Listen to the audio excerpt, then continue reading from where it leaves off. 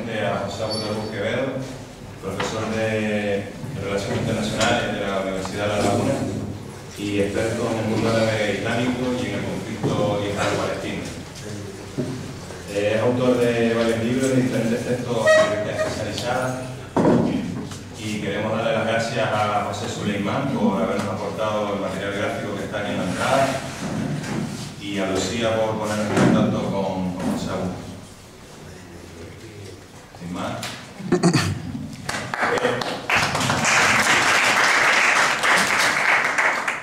Bien, yo le agradezco no solo la invitación, sino el que entre los diferentes temas que ustedes tienen en consideración abordar, aborden también el tema del conflicto israelo-palestino, o veremos el conflicto árabe-israelí o también la cuestión palestina.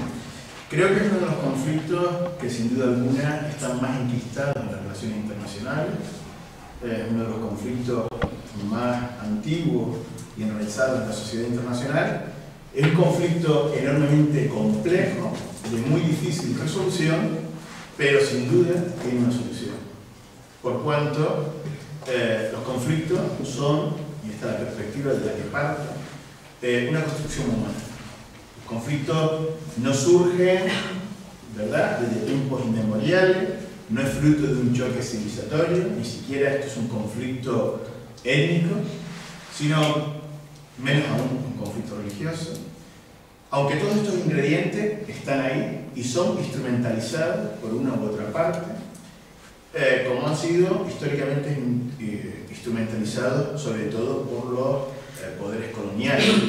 Y estamos asistiendo en este momento a una situación en Oriente Medio de reconfiguración geopolítica, de gran sufrimiento, de gran inestabilidad, de crisis, de conflicto, de enorme violencia, a la que no se le ve fin o una resolución fácil. Y es tan preocupante esto como las interpretaciones que se hacen, porque claro, si uno hace un diagnóstico erróneo de la situación, no va a hallar nunca la solución para poner fin a esta tragedia. Y en este sentido conviene, ¿no?, despejar cualquier duda en torno a este conflicto y dejar claro que se trata de un conflicto de naturaleza eminentemente política de base territorial. Es un conflicto que tiene lugar en el antiguo dominio territorial del mandato británico en Palestina. Previamente ese dominio territorial era parte de los dominios territoriales del imperio turco-otomano, y Palestina era una de las, ¿verdad?, una división entre las muchas que registró las reformas administrativas territoriales de la región, pues formaba parte junto con lo que se denomina Bilad al-Sham o la Gran Siria, ¿no? Era la parte de las provincias árabes del imperio turco-otomano en Oriente Próximo. Dicho esto, este conflicto tiene solución, aunque la parte más fuerte del conflicto, ¿verdad?, en este caso Israel como potencia militar ocupante, le interesa proyectar una imagen de que este conflicto es un conflicto irresoluble, que no tiene solución y que lo único que se puede hacer es gestionarlo. Y esto obviamente es una apuesta por el status quo. ¿Y a quién le interesa prolongar el status quo? Aquel que se beneficia de esa situación. No quien se siente o se percibe de manera, en este caso también se puede observar muy objetivamente, perjudicado. Por lo tanto, esto es un poco el inicio, ¿no? Nosotros hemos asistido en los últimos meses, ¿verdad?, a un nuevo ciclo violento del conflicto en la Franja de Gaza, donde durante 51 días y durante sus 51 noches, ¿verdad?, la Franja de Gaza ha sido objeto de un bombardeo intenso, masivo, indiscriminado y deliberado, básicamente contra la población civil. La población civil que está atrapada en un territorio de una dimensión algo menor de lo que es la isla de La Gomera y con una población algo menor que toda la población del archipiélago canario. Es decir, en 360 kilómetros, ¿verdad?, se asignan 1.800.000 palestinos en una auténtica situación de ratonera, porque no tenía ningún tipo de protección civil, tampoco militar, y tampoco tenía ninguna vía de escape. Ni siquiera se creó un pasillo humanitario que abriera esa vía de escape para aquellos que estaban en una situación más necesitada. Y el ejército de Israel avisaba, ¿verdad? Y en cuestión de cuándo avisaba, ¿verdad?, y en cuestión de minutos la gente tenía que desalojar. Esto no hacía que ese ejército fuera más humano, esto hacía que ese ejército fuera más cívico, porque era la imagen de proyectar, ¿verdad?, nosotros avisamos, etcétera, etcétera. Es interesante tener en cuenta, ¿verdad?, no solo la superficie y la población de Gaza, sino más importante aún es conocer el estatus jurídico de la Franja de Gaza, porque la impresión que uno tiene, si ve, escucha, ¿verdad?, lee o ve en algunos medios, que parece que Israel estaba siendo atacado por otro Estado, ¿no? Y la Franja de Gaza es un territorio ocupado, y esto hace que, siendo un territorio ocupado, el responsable de la seguridad de la población civil ocupada es la potencia militar ocupante, según dictamina la Cuarta Convención de Ginebra de 1949 y sus protocolos adicionales. Cierto que el ejército israelí en el 2005 se repliega de la franja, y digo se repliega consciente de ese término, y no digo se retira, se repliega de la franja, ¿verdad? Es una medida táctica, desmantela a las colonias que tiene, apenas son 9.000 colonos, frente a los más de 500.000 que tienen Cisjordania, y si sumamos de Jerusalén Este, la cantidad suma, y proyecta ante la sociedad internacional que Israel se ha retirado de la franja y que por tanto los palestinos pueden vivir de forma independiente y libre. Esto es falso, porque la Franja de Gaza desde entonces permaneció cercada por tierra, mar y aire. Hay un paso por la vía de Egipto, pero Egipto era tan cómplice como lo eran otros estados de la región en lo que a esta nueva campaña o asalto militar israelí de la Franja se refiere. Y en este sentido, la Franja de Gaza, según todas las resoluciones de Naciones Unidas, según todos los dictámenes de ámbito jurídico internacional, la Franja de Gaza sigue siendo un territorio ocupado, militarmente ocupado. Es cierto que el soldado israelí no está ahora en el centro de Gaza, pero Gaza sigue estando dentro de la estructura de ocupación militar israelí. Está cercada. No entra ni sale nada sin la autorización israelí. Israel permite cuántas calorías puede ingerir la población de Gaza. Y hubo en su momento quien dijo, un alto mando israelí, quien dijo que le vamos a dar su holocausto. Así mismo lo comentó. Es decir, es dejarles débiles, subordinados, dependientes, hacerles sufrir y hacerles sentir que es la parte perdedora del conflicto y que por tanto tienen que aceptar las condiciones de la rendición que le impone la potencia militar y colonial ocupante del Estado de Israel. Todo esto lo cuento porque cuando se comentan las noticias, ¿verdad?, y se comentan de forma descontextualizada, sin tener en cuenta la ocupación militar israelí, que es la ocupación militar más prolongada de la historia contemporánea, desde el año 1967. Cuenten, vamos, se va a cumplir dentro de unos años 5 décadas de esa ocupación militar israelí. En pleno ya siglo XXI, cuando existe una voluntad por parte palestina de alcanzar una solución. Cuando existe la resolución de Naciones Unidas e incluso el mayor acuerdo político y jurídico de ámbito internacional, ¿verdad? Conseguir ese consenso, ¿verdad?, en torno a este conflicto es difícil. Pues bien, el mayor consenso jurídico y político de ámbito internacional para solucionar este conflicto está sobre la mesa. ¿Quién se niega a imponerlo, a materializarlo, a cristalizarlo? La potencia militar ocupante, no la población ocupada, que vive bajo la bota de los soldados relativos. Esto es importante, porque cuando no se cuentan las cosas así y se cuentan efectivamente de manera descontextualizada, parece que la violencia es fruto del odio, es fruto del radicalismo, es fruto del extremismo, del fanatismo. Y es cierto que en la región hay odio, hay fanatismo, hay extremismo, claro que lo hay.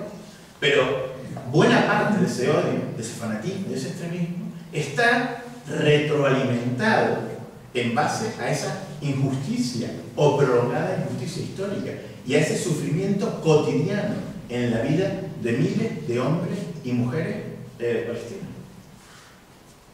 Cosas tan sencillas como la luz eléctrica. Gaza no tiene luz eléctrica, ya no digo las 24 horas del día, algo con lo que sueña los gazatines.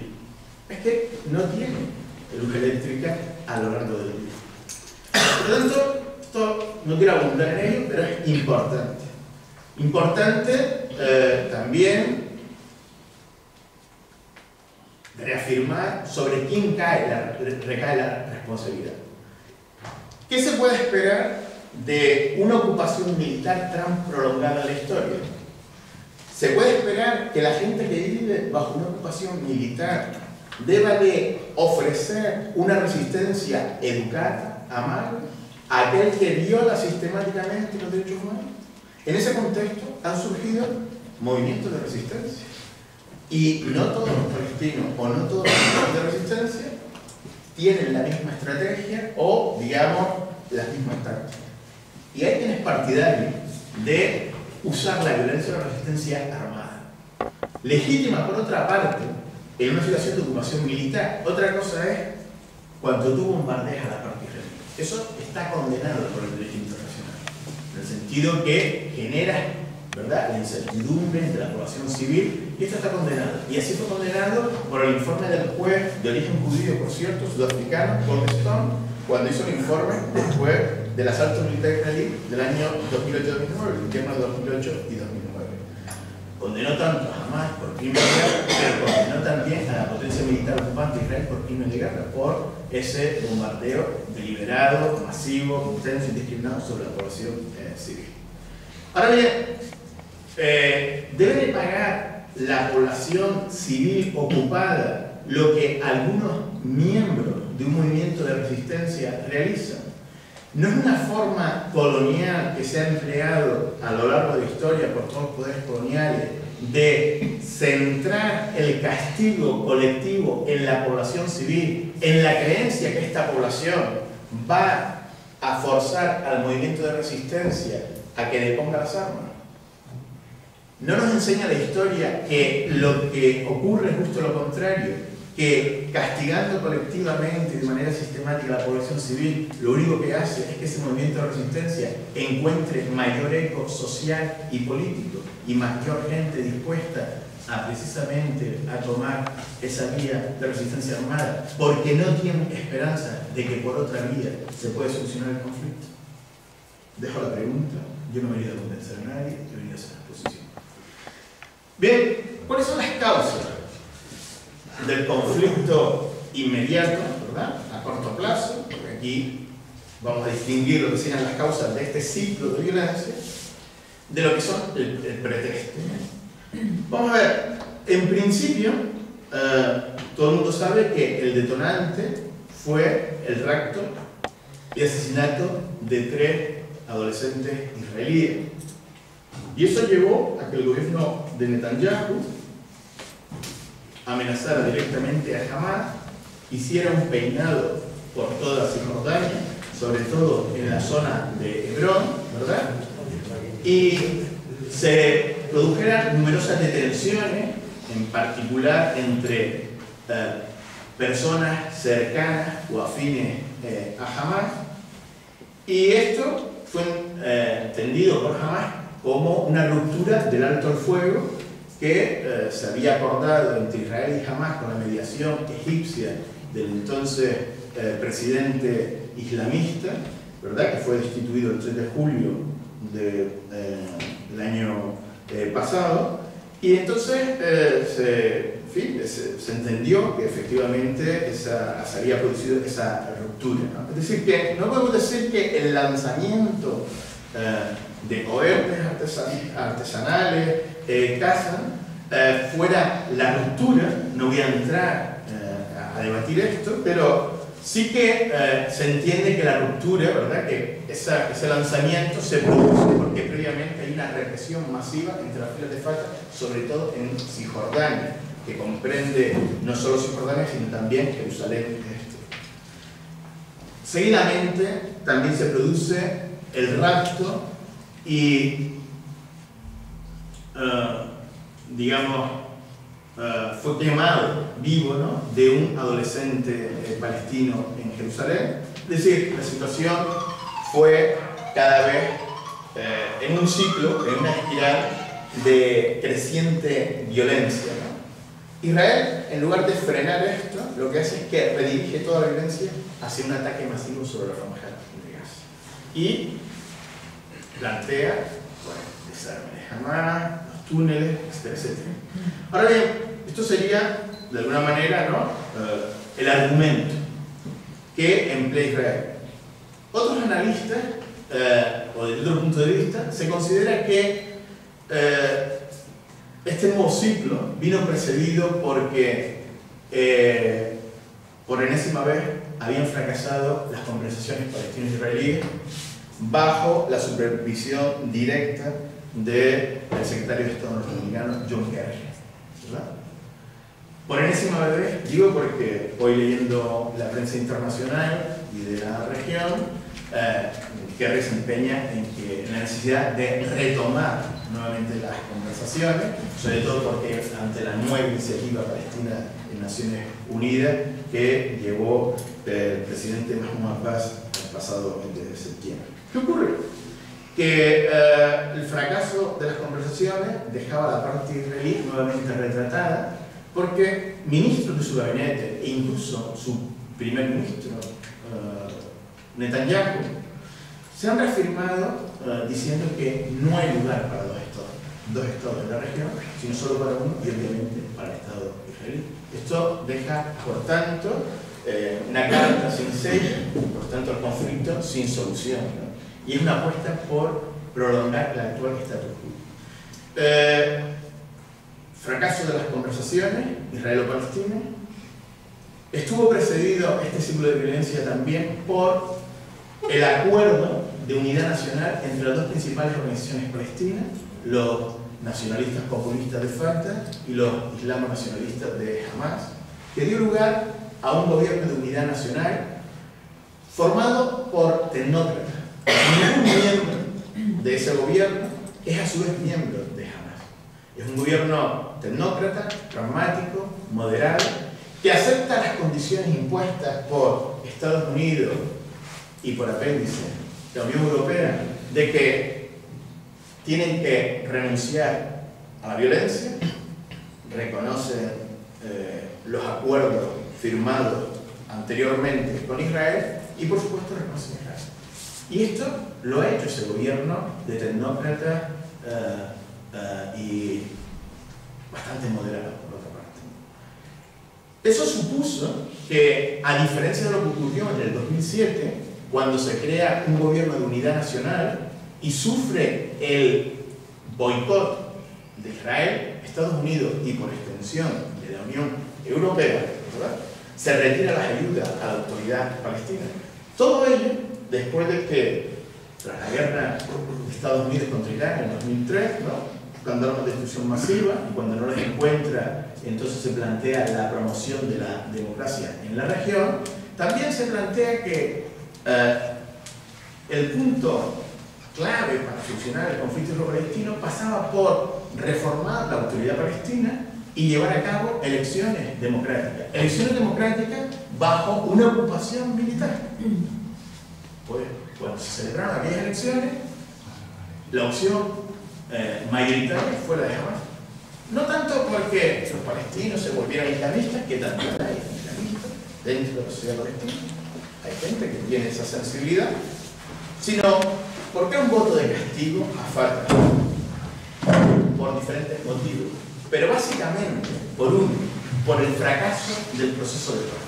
Y esto lo había advertido un académico palestino, Khalil Shikaki, que en la revista americana Foreign Affairs había publicado un artículo, Peace Now or Hamas Later, ¿no? Es decir, ahora paz o luego Hamas. Es decir, dio muy claro, este es un artículo de referencia, ¿no?, de Khalil Shikaki. ¿De qué año? Perdón, ¿de qué año? Te lo puedo pasar, pero sería en el 2000 y algo. De todas maneras, yo dejo luego para hablar. En cualquier caso, aquí tienen mi email, el espacio, pero para no perder el hilo, hacemos las intervenciones al final, si no les importa. ¿Qué ocurre? Que entonces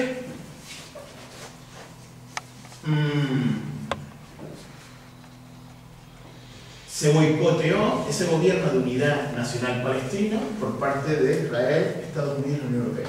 ¿Cuál es la diferencia? Que actualmente, ¿verdad?, se acepta ese gobierno de unidad nacional palestino por parte de la Unión Europea, por parte de Estados Unidos, pero no por Israel. Se acepta reconociendo que cuanto mayor sea la base social y política de un gobierno palestino, ¿verdad?, mayores posibilidades hay que la firma de un acuerdo de paz con Israel tiene mayor garantía de materializarse. Pero esto Israel lo toma efectivamente como algo que sus propios aliados, en particular Estados Unidos, le está dejando en una mala situación. Por tanto, Israel deja claramente su posición y mantiene una posición de beligerancia hacia ese gobierno de unidad nacional palestino. Otro elemento importante es la rivalidad dentro de un gobierno de coalición israelí, donde hay personalidades tan fuertes como la de Netanyahu, como el ministro de Economía Bennett, ultraderecha, y el también ultraderechista Lieberman, ¿verdad?, que es ministro de Asuntos Exteriores, y que la política antipalestina, ¿no?, tiene siempre algún rédito electoral, y esto deja a Netanyahu en una situación desventajosa frente a las próximas competiciones electorales de Israel. Y por tanto, había un elemento interno fundamental que siempre ha estado presente en la política, aunque en este caso probablemente fuera secundario. Pero quizás el elemento fundamental, por último, pero no, como suele decirse, menos importante, era la apuesta por prolongar el status quo. Es decir, no hay intención por parte de Israel de alterar la situación. Lo ha comentado recientemente su ministro de Defensa, diciendo de que el conflicto no tiene solución y que solo se puede gestionar. Dicho de otra forma, esta es la solución que da Israel: mantener el status quo, mantener ese modus vivendi, donde los palestinos pueden llamar a su autonomía Estado, imperio, lo dice así, pero no va a haber más. Ahí solo hay lugar para un Estado y solo hay derechos para una parte de la población. Por lo tanto, digamos que esto es la situación dentro de lo que serían las causas inmediatas o que rodearon a este nuevo ciclo de violencia. Y esto después de cerca de ya más de un lustro de bloqueo continuado, que ha generado una emergencia humanitaria, que ha generado también que se creen túneles para superar, digamos, esa situación, donde los palestinos no pueden pescar más allá de X millas, donde no pueden acceder a bienes básicos y demás. Y todo eso, ¿verdad? Esa constante agresión ha generado una resistencia pacífica en Cisjordania, en Gaza, por parte de las milicias de Hamas, ha llevado a cabo una resistencia violenta, y que esa resistencia ha llegado a acuerdos puntuales con Israel en varias ocasiones y ha cumplido esos acuerdos. Y aquí no voy a entrar quién rompe primero los acuerdos o no, hay acusaciones mutuas, pero es evidente que se entiende que la represión masiva que se lleva a cabo en Cisjordania era una ruptura de acuerdo. Y todo esto se hace bajo la complicidad regional de algunos regímenes árabes de la zona, en particular de Egipto, sobre todo de la nueva junta militar, después de ese proceso fallido de transición, si tal cosa realmente se registró, ¿verdad? Y en definitiva era también una forma de justificar por parte de Egipto, ¿no?, su animadversión, enemistad con los hermanos musulmanes, identifica a Hamas precisamente con los hermanos musulmanes. Hamas pertenece a la misma obediencia política y ideológica de los hermanos musulmanes, solo que tiene un carácter nacionalista por la situación en Palestina.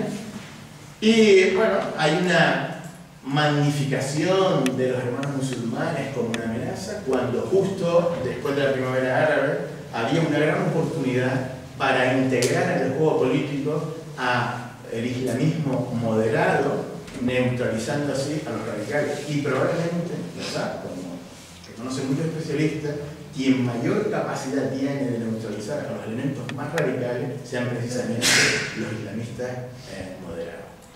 No se dice nada, ¿verdad?, del apoyo que da Arabia Saudí u otras petromonarquías de la región a los yihadistas o a elementos, digamos, de un islamismo más extremo, inmovilista, menos pragmático, pero digamos que es en ese contexto en el que Egipto, que es junto con Israel el segundo país que más ayuda percibe de la ayuda exterior que da anualmente Estados Unidos, de hecho entre Israel y Egipto se llevan más del 50% de la ayuda.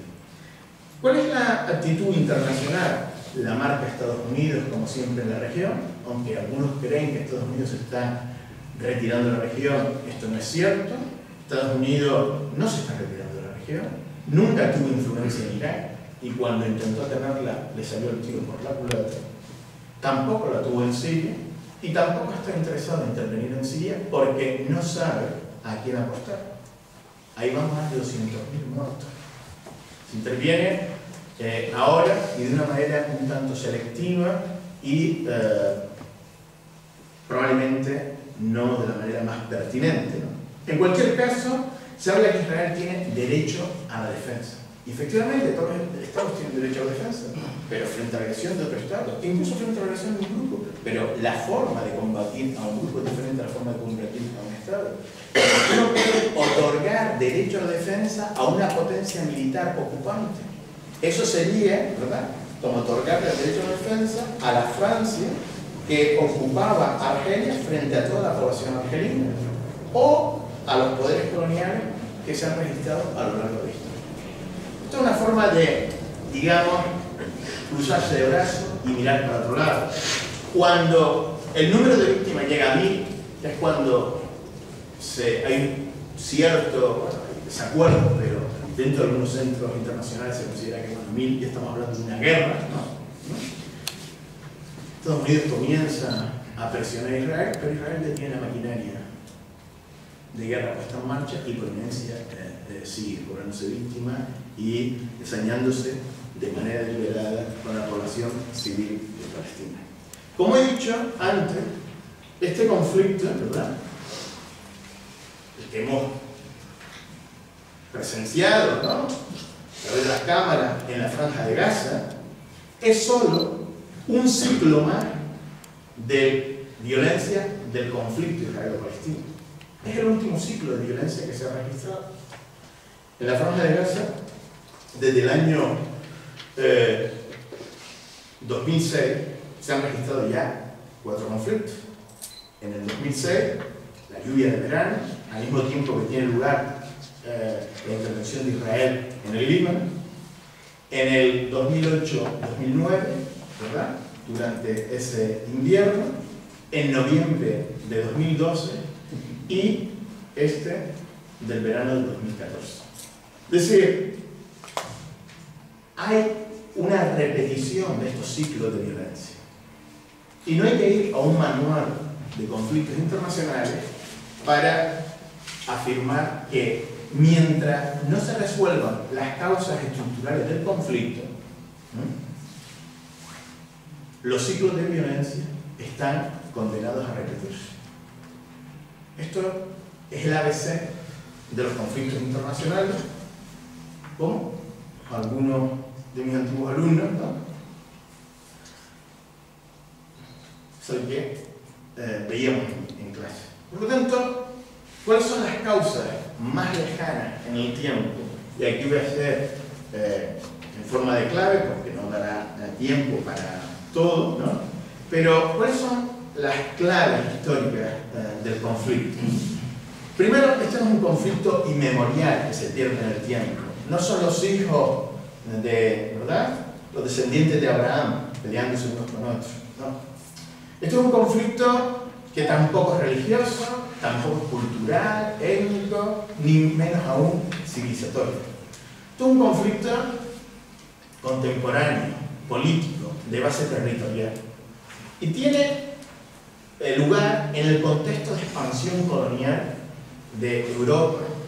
Aquí vemos la zona verde, era la línea verde que ustedes ven aquí, ¿no? ¿Verdad? Toda esta línea verde fue más o menos lo que dominó el Imperio Turco Otomano desde principios del siglo XVI hasta principios del siglo XX. Durante 4 siglos, el Imperio Turco Otomano dominó buena parte del mundo árabe, salvo Marruecos, Sudán y esta parte de la península arábiga. Obviamente la parte que dominó de forma mucho más cercana y directa fue el Oriente Próximo. Las provincias del norte de África, más lejanas, más distantes, estuvieron más alejadas. Precisamente fue ahí, en ese eslabón débil del Imperio Turco Otomano, donde surgió la expansión colonial europea. Francia y Gran Bretaña desembarcan en el norte de África, en lo que iba a ser posteriormente el reparto del continente africano, ¿verdad? Y eso era solo un paso hacia lo que realmente le interesaba, aparte del norte de África, era proyectarse también hacia Oriente. Aquí surge una zona estratégica, los Dardanelos, el Fósforo, 2 estrechos importantes de salida al Mediterráneo, el canal de Suez, Bab el-Mandeb y el estrecho de Hormuz. Esto no tenía la importancia estratégica que tuvo posteriormente tras el descubrimiento del petróleo, el gas, pero sí que era importante el estrecho, el canal de Suez, sobre todo para Gran Bretaña, como para acercarse a lo que era la perla, ¿no? la joya, ¿no? Lo más importante era casi el subcontinente asiático, ¿no? Lo que era India, que unía a India, Pakistán, un país más, ¿verdad? Y esta era una región que tampoco era nada más una planicie, pero tenía la importancia de la cercanía, y ya cuando comenzó a descubrirse los primeros pozos de petróleo adquirió más importancia. Pero bueno, se expande aquí y el Imperio Turco Otomano, ¿verdad?, tras la Primera Guerra Mundial entra en declive. Previamente las potencias coloniales han ofrecido a los árabes, ¿verdad?, es animado a que luchen al lado de los aliados frente al Imperio Turco Otomano, y a cambio, al final del conflicto, iban a obtener la independencia. Había un movimiento nacionalista árabe ya en aquella época, ¿no? Al final del siglo XIX, comienza siendo primero un movimiento autonomista, un movimiento arabista, y ya termina siendo un movimiento nacionalista árabe, y deriva ya los nacionalismos locales, palestino, sirio, libanés, etcétera, etcétera. En cualquier caso, ese reparto de las provincias árabes del Imperio Turco Otomano hace que Francia ¿verdad? Adopte el protectorado de Líbano, Abisinia, y Gran Bretaña adopta el protectorado de Palestina, Transjordania, un país que crean sobre la marcha, e Irán. Y bueno, en ese contexto surge, ¿verdad? Pues toda esa serie de promesas contradictorias. Aquí vemos el sheriff de la Meca, su hijo Faisal, ¿no? Aquí está Lawrence de Arabia, ¿no? Que lo conocerán y tal, de alguna película, de alguna fotografía. Y bueno, estos son los acuerdos Sykes-Picot, ¿no? Es la diplomacia secreta de la época que lleva a ese reparto. Promesas contradictorias, ¿por qué? Por una parte, le ofrece a los árabes la independencia, pero al mismo tiempo hay un movimiento nacional judío que surge en Europa, ¿no? Ahora hablaremos de ello, y le ofrece Palestina para crear un Estado palestino. Aquí está Balfour, que el 2 de noviembre de 1917, ministro de Asuntos Exteriores británico de la época, se dirige en esta carta al movimiento sionista diciendo que el gobierno de su majestad ve con buenos ojos el establecimiento en Palestina de una hogar judía sin merma de los derechos civiles de la población no judía en Palestina. La población no judía en Palestina era el 90% de la población árabe palestina, de religión musulmana, cristiana e incluso judíos, porque había algunos judíos que no necesariamente eran sionistas. ¿Qué ocurre? Que el conflicto va a estar registrándose en la zona del mandato británico, en lo que sería la zona de Palestina, unos 27.000 kilómetros cuadrados, ¿verdad? Y hay incluso una parte del movimiento sionista que va a reivindicar incluso parte de Transjordania, lo que sería la zona, digamos, al este del río Jordán. Ese sería el escenario. Los actores, por una parte, como he comentado, bajo la recta final del Imperio Turco Otomano, surge un movimiento nacionalista, igual que va a surgir en 3/4 partes del mundo que entonces estaban colonizados, salvo América Latina, que ya había logrado la independencia, más nominal o formal que real, pero lo cierto es que el continente africano y el continente asiático está bajo el dominio colonial. Pero una de las consecuencias paradójicas de la colonización fue la creación de una conciencia nacional por parte de los colonizadores que se rebelan contra el occidente. No porque fueran anti-occidentales, sino porque eran anticoloniales y a nadie le gusta vivir bajo un régimen de dominación colonial, subjugación, etcétera, etcétera. El nacionalismo palestino no es diferente al nacionalismo sirio, solo que el foco de atención del nacionalismo palestino se centra en el proyecto del movimiento sionista. ¿Por qué? Porque el movimiento sionista pretendía hacer de Palestina tan judía, un país tan judío como Inglaterra e Inglesa, con el temor de los palestinos de verse de la noche a la mañana convertidos en extranjeros en su propia tierra. La historia, trágicamente, le dio la razón a lo que pasó entonces.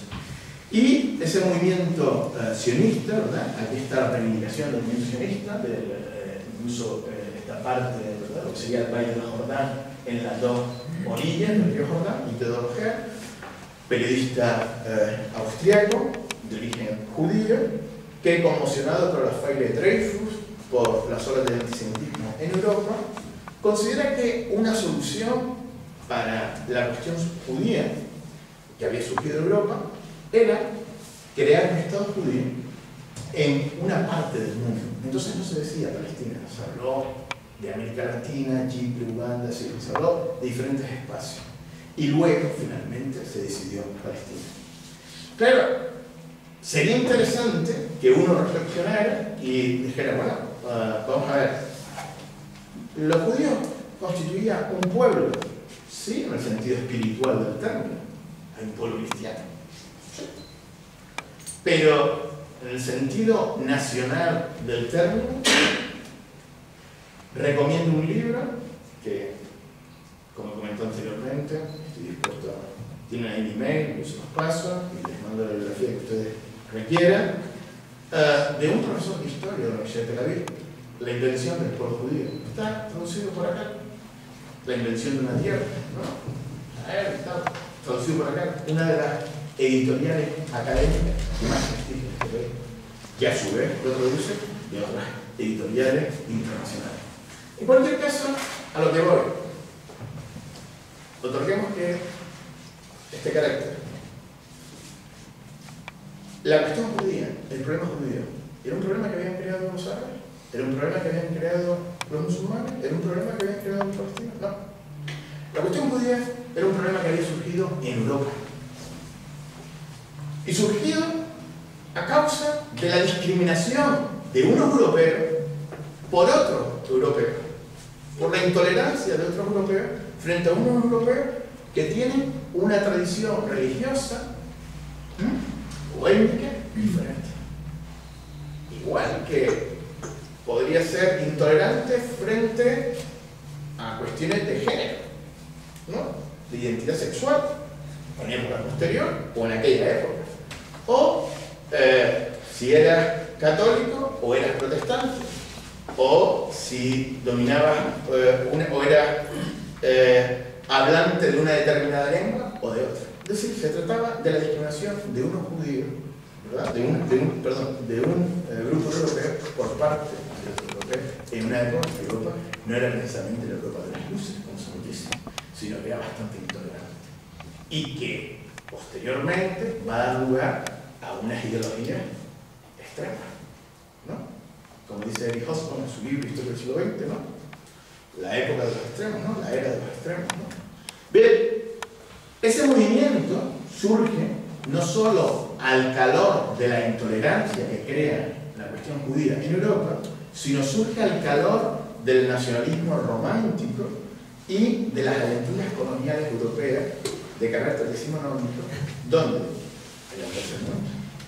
Cecil Rhodes, Rhodesia, ¿no? Llevaba incluso el nombre de su país, lo que es hoy Zimbabue, se carteaba con todo los jefes y tenía una visión totalmente etnocéntrica y de supremacía racial del mundo, como era la visión que tenían los europeos de entonces respecto al mundo no blanco o no europeo.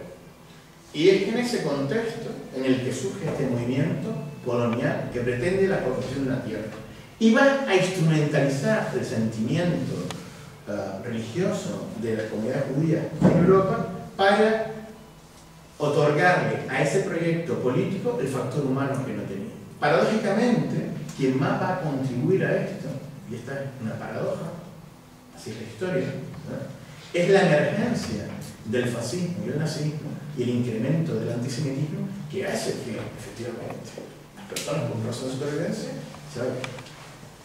Hay que recordar también que en esta época los puertos que se cerraban a la llegada de refugiados judíos eran los puertos de aquellos países que luego abogaron por la creación de Israel, mientras que se obligaban a los palestinos a recibir a los refugiados judíos de Europa. Los palestinos no tenían nada en contra de los judíos, habían vivido con los judíos y había minorías judías en países musulmanes, árabes, Turquía, Irán, por ejemplo, en países árabes, desde Marruecos hasta el Líbano, pasando por Palestina y Egipto. Y la convivencia, no digo que fuera, ¿verdad? No vamos a edulcorar las cosas hasta el extremo de un jarabe, ¿no? Pero tampoco las tenemos que poner en el otro extremo.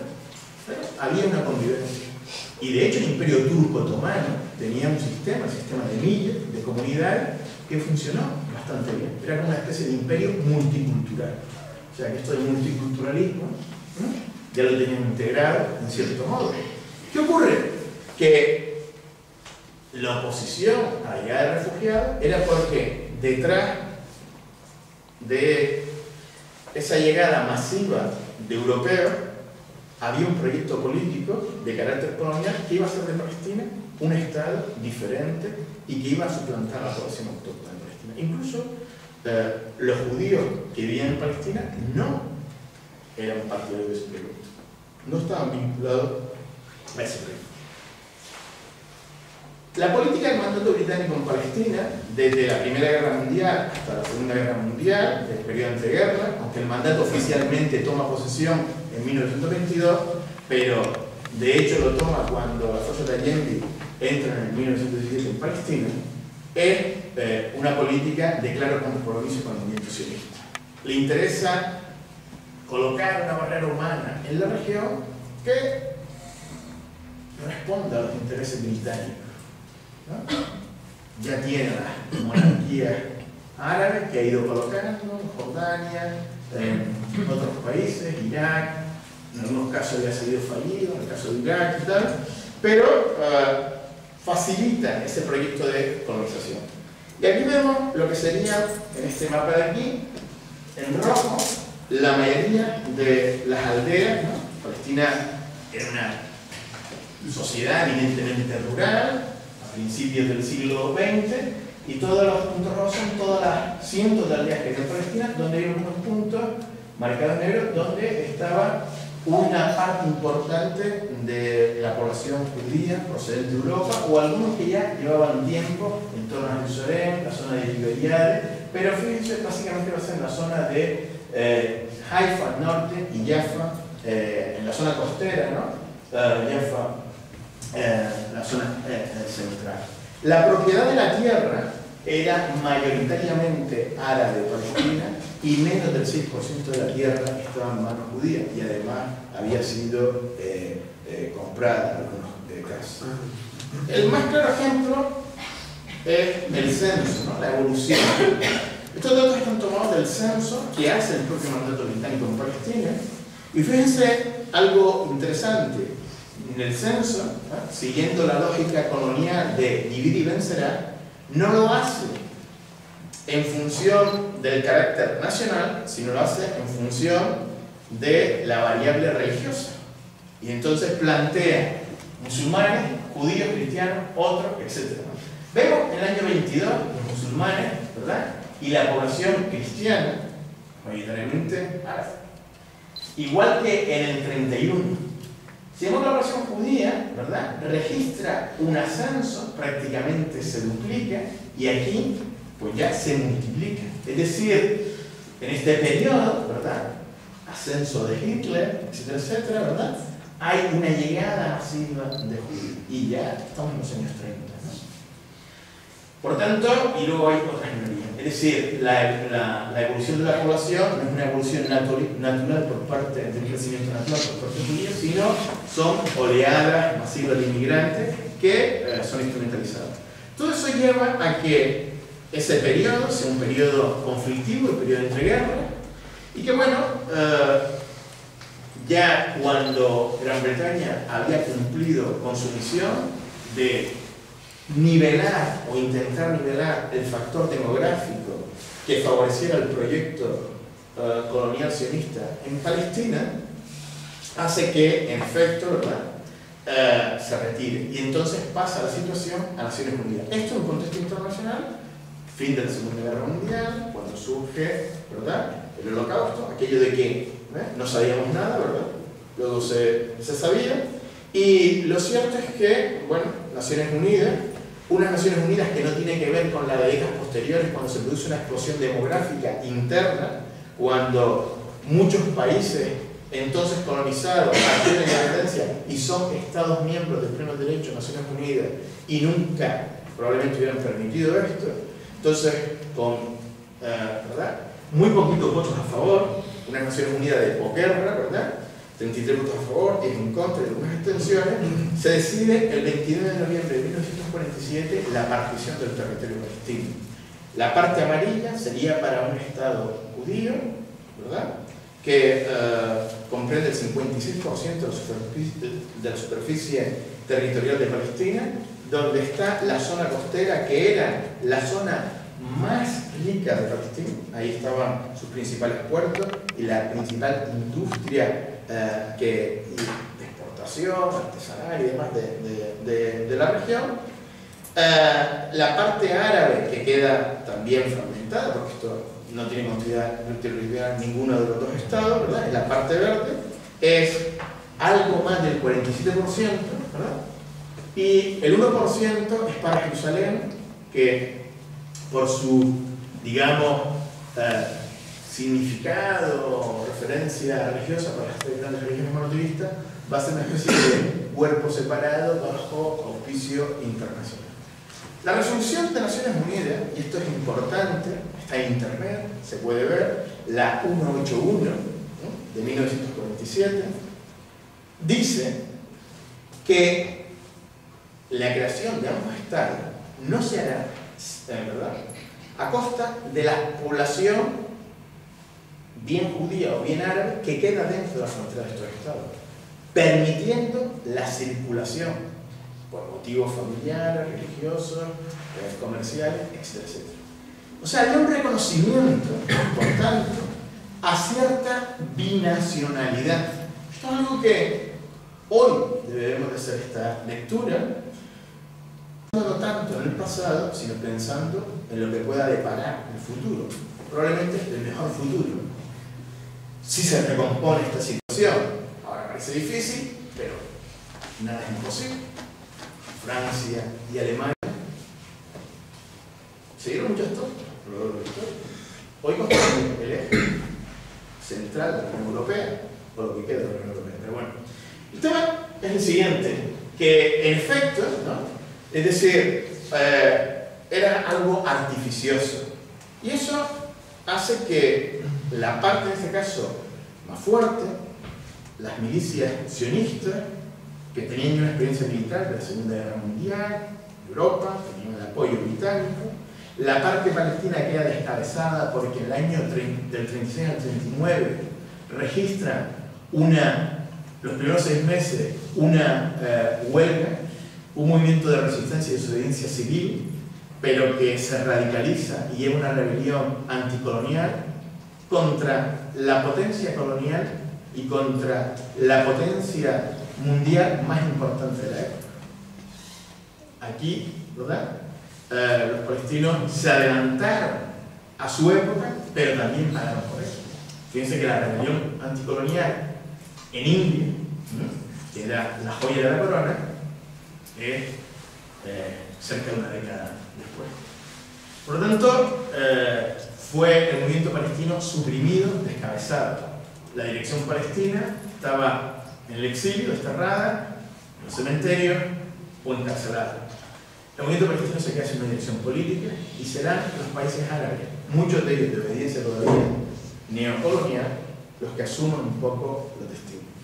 Se produce la guerra israelí cuando se proclama el Estado de Israel el 14 de mayo de 1948 y se pone en marcha lo que se llama el Plan Dalet, que es, digamos, la ocupación del mayor territorio palestino posible, intentando cohesionarlo, es decir, Israel se va a expandir, como veremos aquí, ¿verdad?, ocupando esto, con lo cual lo que queda del territorio palestino, ¿verdad?, es la Franja de Gaza y Cisjordania, de tal manera que Israel se expande en esa primera guerra del 56 al 78%, y lo que queda de Palestina es el 22% restante. Aquí no solo se produce una guerra, sino que se produce ya mucho antes de que estalle el conflicto interestatal árabe-israelí, se produce ya desde 29 de noviembre, cuando se produce la resolución de Naciones Unidas de partición, hasta mayo, que se produce la guerra israelí. En ese periodo ya las fuerzas israelíes habían desalojado de la Palestina histórica a 300.000 palestinos. Se produce una limpieza étnica. Una limpieza étnica que, si uno iba hace años, ¿no?, a un descartado campo de refugiados palestinos, se sentaba a tomar un café, un té con un viejito, y le contaban de que habían sido expulsados. Pero ¿quién le iba a otorgar confianza, credibilidad, incluso dignidad a alguien que está en un campo de refugiados en la periferia de una ciudad no menos periférica en el sistema internacional como Amán, Beirut o Damasco? ¿Alguien les iba a otorgar? Sí, algún periodista, pero ojo, aparecen los nuevos historiadores israelíes como Ilan Pape, y buceando en los archivos del movimiento sionista y en los archivos del Estado de Israel, nos descubren lo que otros académicos palestinos habían dicho y lo que decía esa viejita o ese abuelito. Y es que documentan, con documentos israelíes, que los palestinos fueron objeto de una limpieza étnica. En un momento de la historia, cuando el concepto de limpieza étnica ni siquiera estaba integrado en el diccionario político contemporáneo. Y es importante decir esto porque después de una limpieza étnica procede el memoricidio, y es borrar la huella de aquellos que habitaban el territorio a través de un fuerte aparato de propaganda, amplificado por la industria de Hollywood y otros medios. Esto es interesante, porque hoy tenemos, ¿verdad? No nos podemos llevar al caño, tenemos a los nuevos historiadores israelíes. Y es verdad que, bueno, esto ya lo decían los palestinos, y muchos dicen, bueno, esto vienen a contar lo que decíamos nosotros, ¿sí? Pero esto tiene más credibilidad en Occidente, porque usan el mismo lenguaje y los mismos símbolos que los occidentales. No son orientales, no son árabes, tienen otra actividad, son percibidos como otros. Esto les ha dado otra actividad y han tenido otra resonancia. Es importante decir. Se produce, por tanto, este periodo, ¿verdad? Desaparece Palestina del mapa, queda dentro del Estado de Israel, queda una minoría palestina, lo que hoy son los árabes israelíes, que constituye en torno a 1,5 millones de personas, tienen nacionalidad israelí, pero son árabes palestinos, hablan perfectamente hebreo, ¿no? Tienen todos los derechos de ciudadanía. Israel está haciendo lo posible por dividir, ahora ha pedido a los cristianos palestinos que vayan a la fila del ejército israelí. Obviamente esto es una forma de dividir a los palestinos frente a la reemergencia de una identidad nacional palestina dentro del Sahara israelí, en lo que es la zona del Triángulo, Nazaret, etcétera, etcétera. Los beduinos están desplazando, cometiendo una nueva limpieza étnica en el plan Praga de estos últimos meses. Y bueno, están luego los refugiados palestinos en la zona de Gaza, Cisjordania, pero en los territorios limítrofes a Palestina, como Jordania, Siria y Líbano. Todo eso hace que el conflicto palestino desaparezca en el mapa y que el conflicto quede, de alguna manera, nublado por lo que sería el conflicto interestatal árabe-israelí. Y los árabes, de alguna manera, sean los que en sus rivalidades interestatales quieran conducir una solución del conflicto. Siguiendo la estela de nombrar a los nuevos historiadores israelíes, Avi Shlaim, catedrático emérito en la Universidad de Oxford, historiador israelí, este es un libro muy recomendable, Israel y el mundo árabe, también basándose en los mismos archivos y la misma documentación, muestra que frente a aquella imagen de intolerancia del mundo árabe, Israel desarrolló algunos puntos de encuentro y de prometedores acuerdos en la época. Es interesante, ¿no? Porque todo ese periodo, ¿verdad?, está condicionado también por la bipolaridad, la Guerra Fría. Se ve a los árabes como parte de un bloque, a los israelíes parte de otro, cuando en la parte árabe también hay parte del mismo bloque, es decir, hay árabes que están al lado de Estados Unidos y objetivamente también al lado de Israel. Y en esa crisis, ¿no?, donde no ajena a ese contexto, se produce la guerra de 1967, cuando Israel ocupa no solo el resto del territorio palestino, sino Jordania, ¿verdad?, y la franja de Gaza, incluida Jerusalén Este, sino que también ocupa las alturas del Golán sirio y la península egipcia del Sinaí. Es decir, esto supone un punto de inflexión fundamental en la historia árabe contemporánea, cuya sombra llega hasta hoy día, porque si esta fue la época dorada del nacionalismo árabe, liderado por Nasser, panarabismo, etc., el fracaso que supone para los ejércitos árabes, que no solo no logran esa guerra liberar un solo palmo del territorio palestino ocupado, sino que además Israel ocupa el resto del territorio palestino más otros territorios árabes, supone una humillación. Entre ese periodo del 67 al 73, cuando se puso la guerra de Yom Kippur, y cuando se utiliza el arma de petróleo más como un arma geoestratégica para los propios regímenes petroleros, hay un cambio en el ciclo histórico, porque ahí es cuando comienza, ¿verdad?, la petromonarquía del Golfo, de una manera más sigilosa, a fomentar de un lado los movimientos islamistas, más partidarios del orden tradicional, más reticentes o contrarios al cambio social, para contrarrestar a las fuerzas nacionalistas, seculares, progresistas y de izquierda del mundo árabe. Todo esto bajo la complicidad estadounidense, ¿verdad?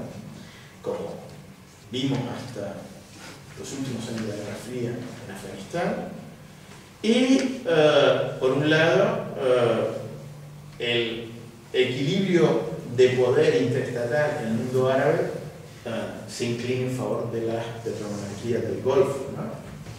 Que no son precisamente un indicador de virtudes democráticas.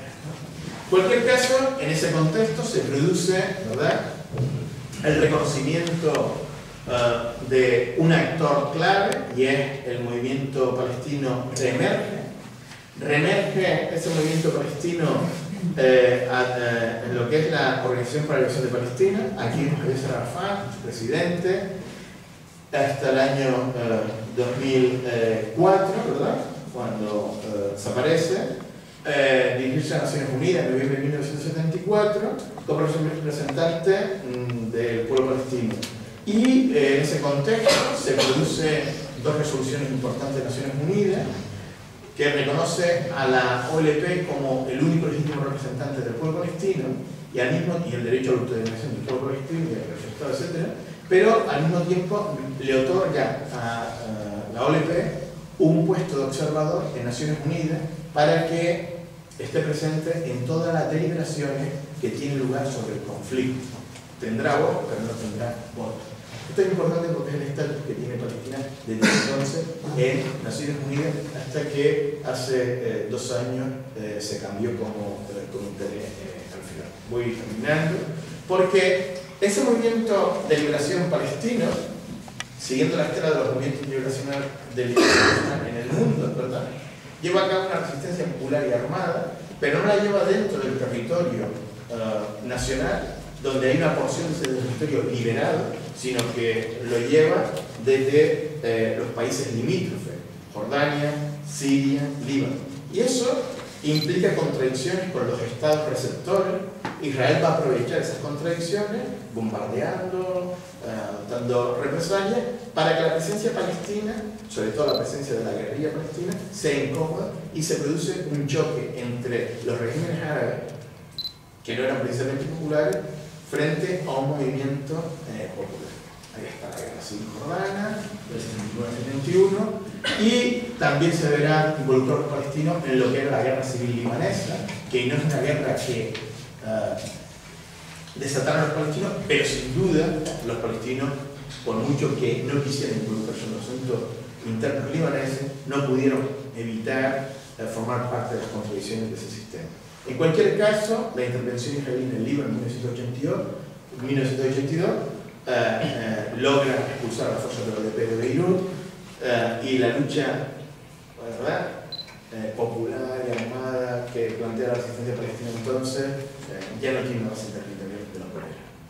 Y la OLP, su central, se pone a 2.000 kilómetros de la zona, se establece en Túnez, quedan los campos de refugiados palestinos como los masacrados de Saudi Shatila sin ningún tipo de protección, y bueno, es una andadura por el desierto, porque entonces la Organización para la Liberación de Palestina lo que planteaba era una salida político-diplomática del conflicto, diciendo el conflicto, la salida que tiene es celebrando una conferencia internacional bajo los auspicios de Naciones Unidas, con la presencia de todas las partes implicadas en el conflicto en pie de igualdad, incluida la OLP, y los 5 miembros permanentes del Consejo de Seguridad, para que la OLP se garantizara allí el voto, al menos de la antigua Unión Soviética y la República Popular China, dentro del Consejo de Seguridad. Es decir, había cierto equilibrio en el sistema internacional que podía contrapesar al que tenía mayor predominio e influencia en la región.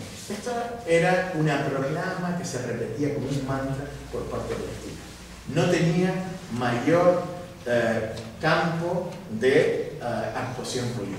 Sin embargo, la propia OLP, a igual que Israel, se vio sorprendida por la intifada que surge a finales de 1987 y que supone un giro en la estrategia palestina, porque se crea dentro del pueblo palestino un movimiento de resistencia y de desobediencia civil que hace que le dé un tironcito de oreja a la propia OLP, que adapte la situación y que de alguna manera en esa evolución político y estratégica que está teniendo lugar en el movimiento palestino, la OLP en noviembre de 1988 hace la proclamación de un Estado palestino.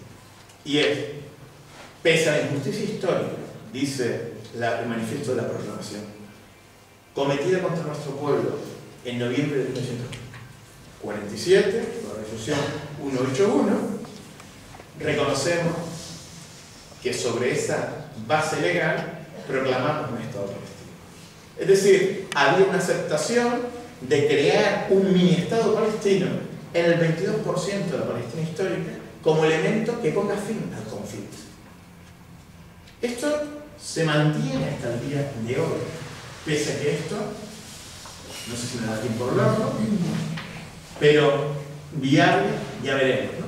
En cualquier caso, esa es esa decisión de un mini-Estado palestino, la opción de otros estados, de resolución del conflicto, el Estado de Israel, y por otra parte un mini-Estado palestino, el 22% de la Palestina histórica, Franja de Gaza, Cisjordania y Jerusalén Este como capital de dicho Estado, es la que mayor apoyo jurídico y político tiene en el sistema internacional.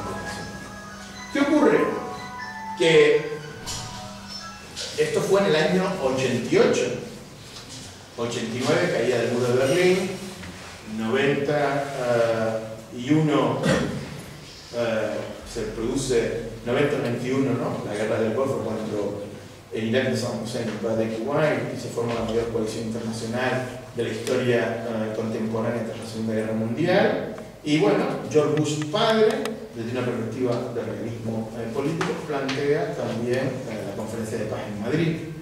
Esa conferencia entra en un callejón sin salida, se produce un acuerdo, un tramo secreto entre la parte palestina e israelí, y se llega a los afamados acuerdos de Oslo, que no es un acuerdo de paz, como se traduce muchas veces mediática y políticamente, de forma errónea, sino que era un principio de acuerdo para negociar. Era un acuerdo que habría un proceso de paz, bajo el entendido, siempre ambiguo, de que, como rezaba el propio proceso de paz en Madrid, era basado en el principio de paz a cambio de territorio. ¿Qué significa esto?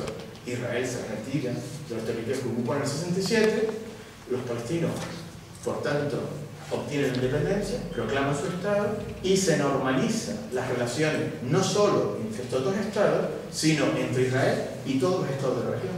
Este fue también la cumbre de Beirut de 2002 de la Liga de los Estados Árabes, que le hace esta misma propuesta a Sharon y todavía esperan respuesta. Israel dijo que no. En cualquier caso, el proceso de paz, que tiene un gran eco mediático, fracasa. Y fracasa por básicamente tres razones. Hay una enorme desigualdad entre las partes.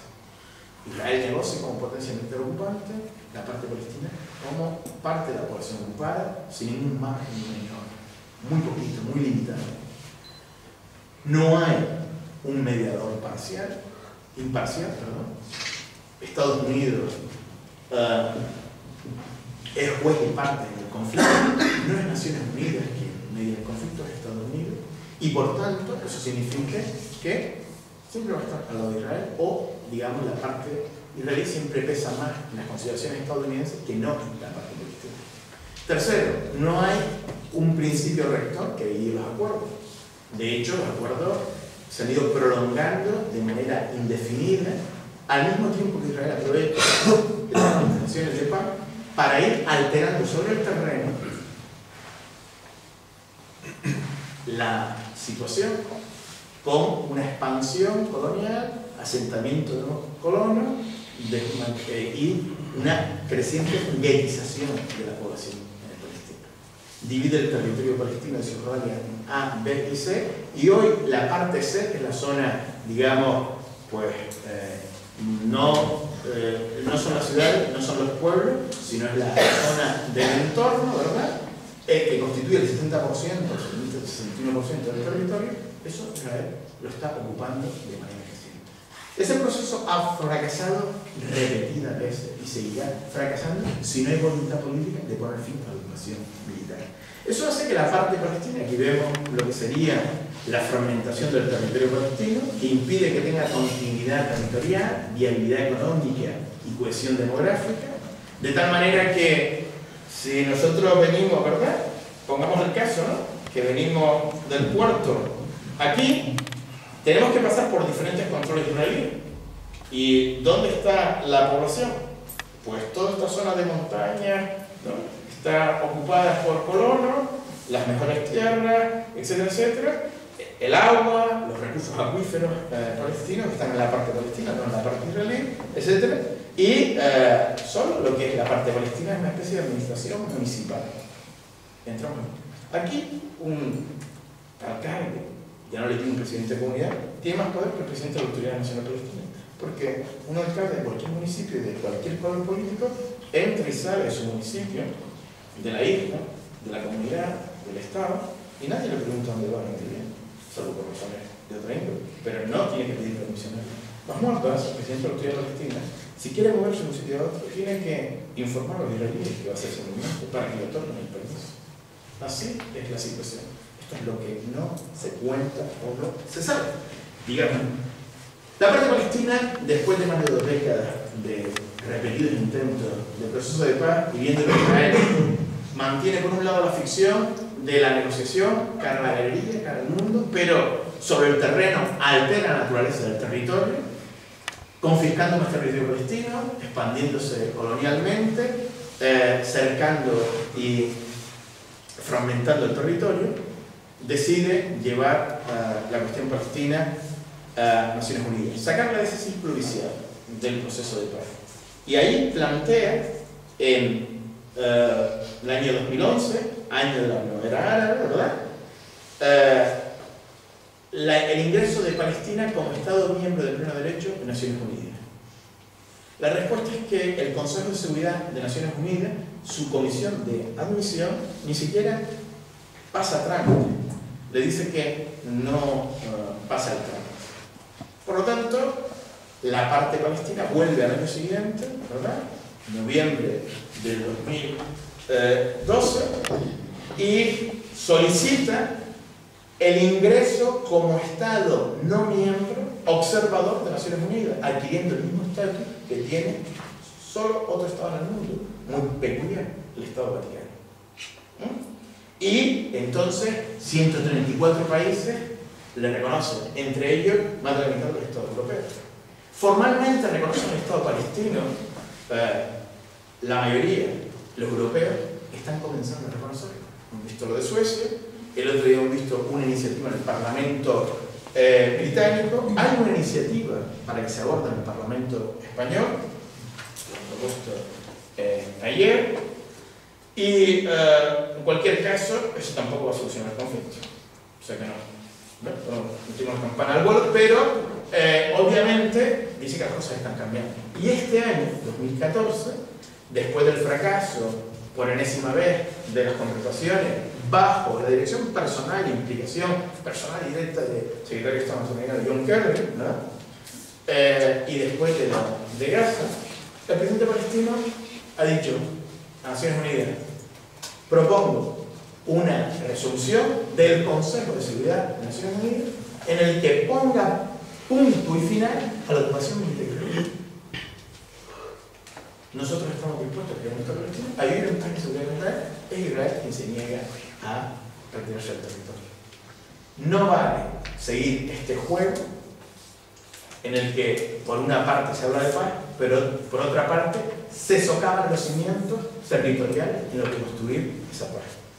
Aquí vemos que, 134 reconocen, pero 138 votaron, 41 se abstuvieron y solo 9, junto con Estados Unidos de Israel, votaron en contra. Y no son precisamente Chequia, Panamá, las Islas Narao, Marshall, etc. Termino para dar lugar a debates sobre el intermediario.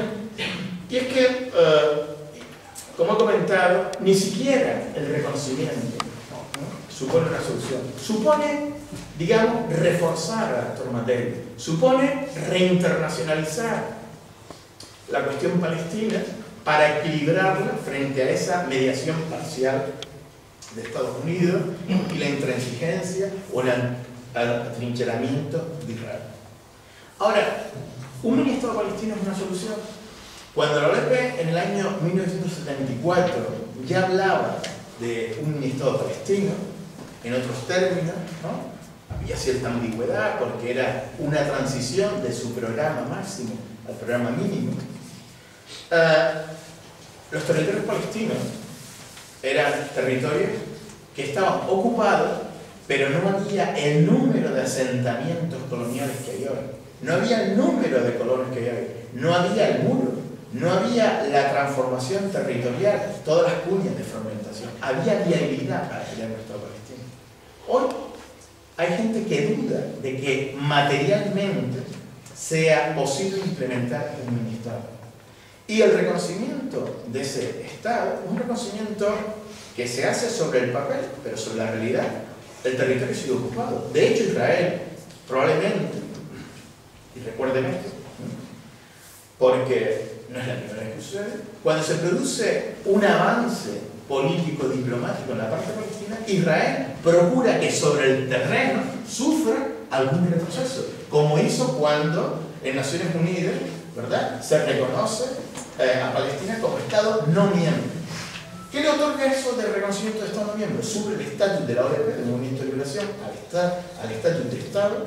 Eso es interesante porque si no tiene un Estado materializado, pero jurídicamente a ser reconocido, puede ir a la Corte Penal Internacional y demandar a Israel crímenes de guerra, ocupación militar, etc. Claro, el tema es que aquellos europeos que le dieron el voto, le dijeron también a los palestinos por debajo de la mesa, ¿verdad? Le dijeron, te damos el voto como Estado no miembro, pero no nos pongas en ningún apuro.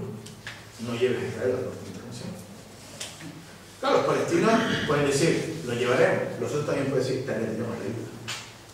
Esto también lo ha dicho en Estados Unidos. Es decir, este es el mundo en el que vivimos, un mundo de componentes, ¿no? Entonces, ¿cuál es la otra opción? La de que la solución probablemente más justa, más estable, que parece inalcanzable, utópica, sea la de un solo Estado, un Estado binacional. De hecho, la OLP en su programa máximo tenía, ¿verdad?, la idea de esa construcción de un Estado secular, donde se iba sin ningún tipo de discriminación por orden religioso o étnico. Hoy es verdad que ya existe un Estado, que es el Estado de Israel. El tema es si Israel asumiría al conjunto de la población. Tenemos el ejemplo de los árabes israelíes, que Israel en esa porción es un Estado binacional, porque hay ciudadanos, hace un domingo creo salieron un reportaje periodístico, dos escritores, ¿no?, y uno de ellos es árabe israelí, que no tiene grandes diferencias con los israelíes, probablemente ideológicas, ¿no?, y políticas, pero plenamente integradas. En cualquier caso, la opción es, o se crea un mini Estado palestino, se implementa la solución del otro Estado sobre lo que existen dudas por la negativa israelí, o finalmente Israel tiene que asumir a los palestinos como parte de su ciudadanía, otorgándole los mismos derechos. Claro, se transformaría Israel, no sería un Estado étnicamente judío, pero sería un Estado democrático, que es lo que no es actualmente. Ahora es etnodemocrático, como era Sudáfrica, un Estado solo democrático para los judíos, pero para los blancos, pero no para la mayoría de la población negra. La realidad hoy es que Israel es un Estado de apartheid. Esa es la realidad. Discrimina a una buena parte de su población por una condición étnica diferente. Y la realidad es que entre el mar Mediterráneo y el río Jordán hay 12 millones de personas. Y esa realidad de la apartheid es que hay árabes y judíos israelíes que viven en el norte o en el sur, en un extremo o en otro. Pero solo uno posee derechos de ciudadanía y los otros viven con un estatus diferente. Uno con una ciudadanía recortada y otro bajo un sistema de ocupación militar que puede bombardearle, como he comentado, de manera masiva, intensa, indiscriminada y deliberada. Esta es un poco lo que quería contarles.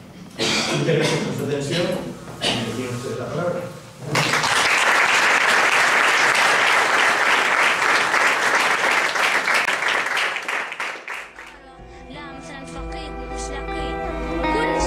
Irvi Bengaza es otra niña palestina que a los 7 dibujaba los cadáveres de niños a los que Israel asesina.